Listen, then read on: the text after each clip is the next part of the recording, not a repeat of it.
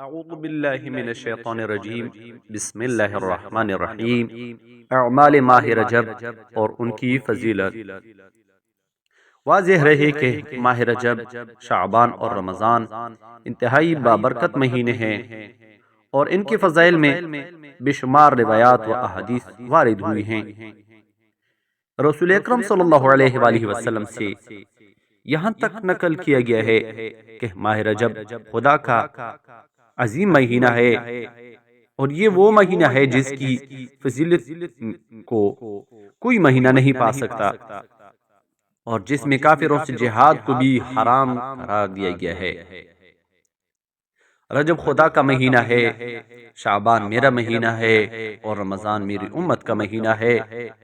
اگر کوئی شخص ماہ رجب میں روزہ رکھے تو پروردگار کی خوشنودی کا حقدار ہوگا اور اس کے غضب سے محفوظ ہو جائے گا، اور اس کے لیے جہنم کے دروازے بند ہو جائیں گے۔ اسی طرح امام موسیٰ کاظم علیہ السلام سے نقل کیا گیا ہے کہ جو شخص ماہ رجب میں ایک دن روزہ رکھے گا، آتش جہنم اس سے 1 سال کے فاصلے تک دور ہو جائے گی، اور جو شخص 3 دن روزہ رکھے گا اس کے لیے جنت لازم ہو جائے گی۔ اس کے علاوہ فرمایا رجب جنت میں ایک نہر کا نام ہے جو دودھ سے زیادہ سفید اور شہد سے زیادہ شیرین ہے۔ ماہ رجب میں ایک دن روزہ رکھنے والا بھی اس نہر سے سیراب کیا جائے گا۔ امام جعفر صادق علیہ السلام سے نقل کیا گیا ہے کہ رسول اکرم صلی اللہ علیہ وآلہ وسلم نے فرمایا کہ ماہ رجب میری امت کے استغفار کا مہینہ ہے، لہٰذا اس مہینہ میں خدا سے زیادہ مغفرت طلب کرو کہ خدا بہت بخشنے والا اور مہربان ہے۔ رجب کو قصب اسی لیے کہا جاتا ہے کہ اس مہینے میں امت پر رحمت پروردگار کی بارش ہوتی ہے، لہٰذا مسلسل یہ جملہ کہتے رہیں جو امام نے فرمایا ہے۔ وہ استغفار کے بارے میں جو جملہ ہے وہ یہ ہے: استغفر اللہ واسألہ توبہ، یعنی ماہ رجب میں اس جملے کے زیادہ ورد کرتے رہیں گے، استغفر اللہ واسألہ توبہ۔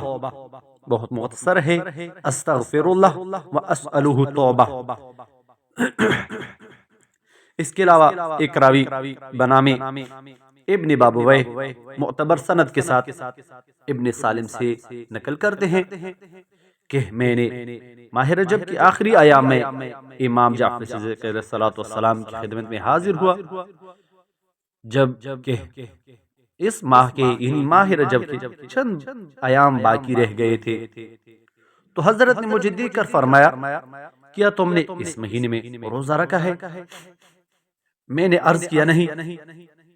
فرمایا کہ اس قدر ثواب تمہارے ہاتھوں سے نکل گیا کہ جس کی مقدار کو خدا کے علاوہ کوئی نہیں جانتا ہے۔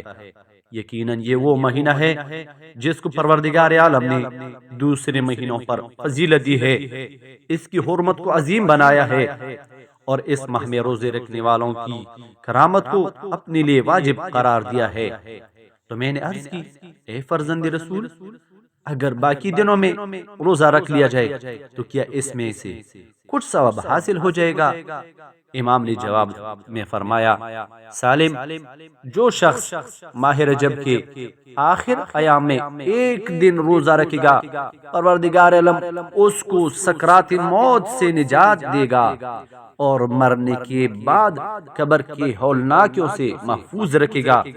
اور اگر کوئی شخص ماہ رجب کے آخری ایام میں 2 دن روزہ رکھے گا تو وہ صراط سے یعنی پل صراط سے وہ بآسانی سے گزر جائے گا، اور اگر کوئی ماہ رجب میں 3 دن روزہ رکھے گا تو قیامت کے خوف سے محفوظ ہو جائے گا اور اس دن کی شدت اور سختیوں ہولناکیوں سے امن میں رہے گا، اور خدا اسے جہنم سے نجات کا پروانہ عطا فرمائے گا۔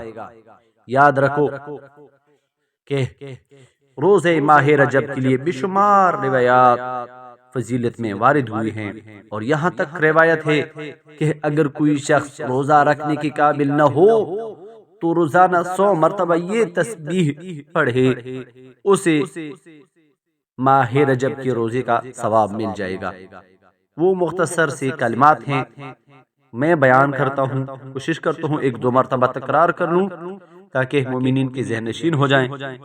آسان الفاظ ہیں: سبحان الالہ الجلیل، سبحان من لا ينبغي التسبیح الا لہ، سبحان الاعز الاکرم، سبحان من لبس العز وهو له اہل۔ پھر تکرار کرتا ہوں، 4 جملے ہیں: سبحان الالہ الجلیل، سبحان من لا ينبغي التسبیح الا لہ، سبحان الاعز الاکرم، سبحان من لبس العز وهو له اہل۔ پھر ایک مرتبہ تکرار کرتا ہوں، سبحان الالہ الجلیل، سبحان من لا ينبغي التسبیح الا لہ، سبحان الاعز الاکرم، سبحان من لبس العز وهو له اہل۔ یہ تھے ماہ رمضان کے فضیلت کے بارے میں کچھ روایات۔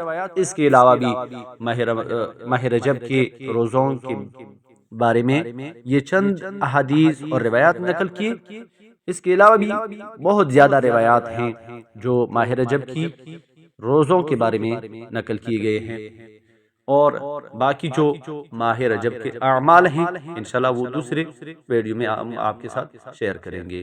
انشاءاللہ امید ہے یہ آپ دوستوں کو بھی بیان فرمائیں گے تاکہ دوست احباب سارے ماہ رجب کے اعمال سے استفادہ کر سکیں۔ دعا میں یاد رکھیں۔